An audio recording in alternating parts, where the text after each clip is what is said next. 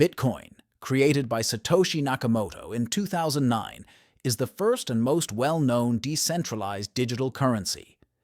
It operates on a peer-to-peer network, using blockchain technology to ensure secure and transparent transactions without the need for intermediaries like banks. Bitcoin's supply is capped at 21 million coins to prevent inflation, making it a deflationary asset. As of my last update, over 18 million bitcoins have been mined, with the remaining ones to be progressively released until around 2140 through a process called mining.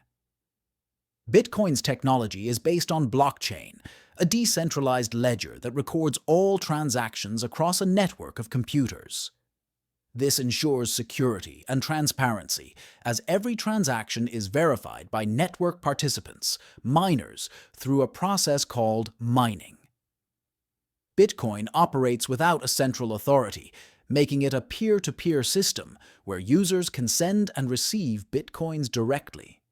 Its supply is capped at 21 million, with new bitcoins created at a decreasing rate through mining rewards.